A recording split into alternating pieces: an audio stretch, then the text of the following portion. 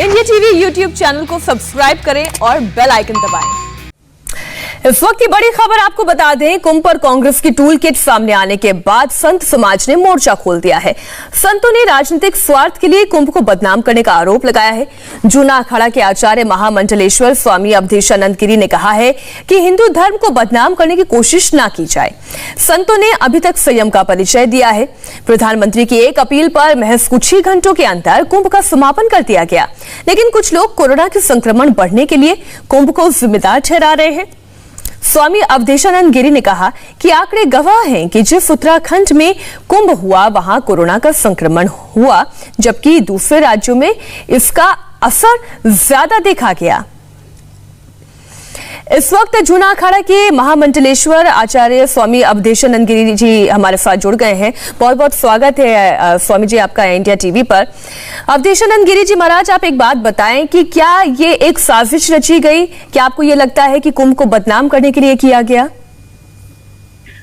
मीनाक्षी जी, हम काफी दिन से ऐसा देख रहे हैं कि एक नैरेटिव्स खड़ा किया जा रहा है। हमारी संस्कृति, संस्कार, परंपरा, पर्व और जो मान्यताएं हैं उनको एक तरह से लक्षित किया जा रहा है, केंद्रित किया जा रहा है। पीछे हम ऐसा अनेक बार अनुभव कर चुके हैं कि कुछ अलग तरीके के भ्रामक प्रचार, अलग प्रकार की कोई एक ऐसी परिस्थितियां बताई जा रही हैं कि ये कोरोना का संक्रमण कुंभ से आया है, जबकि पूरे प्रदेशों के आंकड़े कुछ और कहते हैं। वहां पर कोरोना की प्रचंडता थी। हरिद्वार में इस तरह के केस नहीं थे, हरिद्वार में इस प्रकार का कोई भी प्रभाव नहीं था, लेकिन एक कुंभ को लेकर और कुछ अलग तरीके की बातें भी सामने आ रही हैं कि कुंभ को टारगेट किया जाए, परंपराओं को टारगेट किया जाए। पिछले दिनों हमने देखा टाइम मैगजीन में किस तरह से लाशें दिखाई गई, किस तरह से अफरा तफरी दिखाई जा रही है।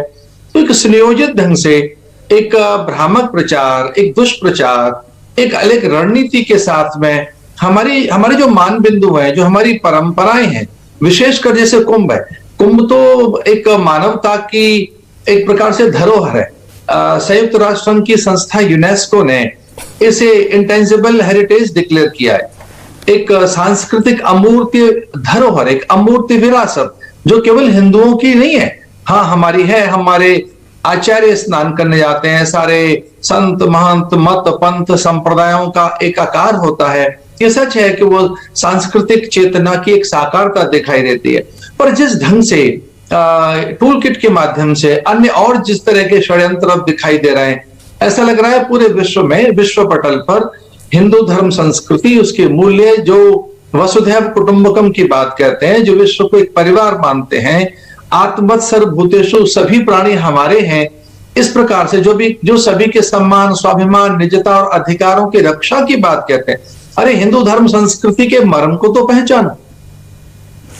स्वामी जी, आपको ये लगता है कि ये हिंदू धर्म को टारगेट या इसकी परंपराओं को टारगेट किया जा रहा है, या फिर ये पॉलिटिकल टारगेट है?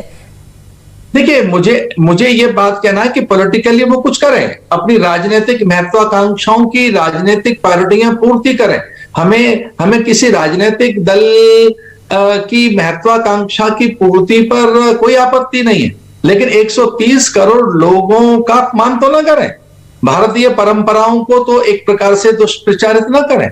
तो एक प्रकार से हमारे पर्व, हमारी आस्था, हमारे विश्वास, हमारे मूल्य और हमारी वो जो एक चिरकाल से, चिरंतन काल से जो हमारी कुंभ को लेके जो हमारी प्रवृत्तियां हैं, जिनमें अर्पण, तर्पण, समर्पण, हम अपना सर्वस्व समर्पित करने वाले प्राणी हैं कुंभ को लेकर।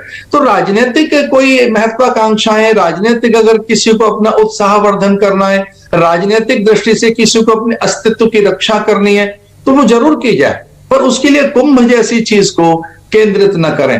राजनीतिक उत्कर्ष के लिए आप कुछ भी करें, लेकिन अपने राजनीतिक उत्कर्ष और उन्नयन के लिए, अपने राजनीतिक प्रभुत्व और वर्चस्व के लिए, अपने राजनीतिक अस्तित्व की रक्षा के लिए आप मान बिंदुओं पर प्रहार न करें। इतनी पुरानी संस्कृति हमारी हिंदू वैदिक संस्कृति, आर्य संस्कृति, जो पूरे विश्व को लुभाती है, जो ऐसा कहती है कि अहिंसक रहें, सबके अधिकारों की रक्षा करें, सभी जातियां समान हैं, सभी जातियां महान हैं, जो सबके अधिकारों की रक्षा की बात कहती है, जो पशु पंछी परिंदे और अग्नि जल वायु निहारिका नक्षत्रों में भी जीवन के अस्तित्व को अनुभव करती है, जो सब में भाईचारा, प्रेम, एकता और समन्वय की बात कहती है। ऐसी उस संस्कृति, संस्कार और ऐसे कुंभ को दुष्प्रचारित न किया जाए। मेरा कहना राजनीतिक दलों से है कि वो एक प्रकार का संयम रखें और अपनी सिद्धि के लिए वो कोरोना अथवा अन्य लांछनों को कुंभ में न लगाएं।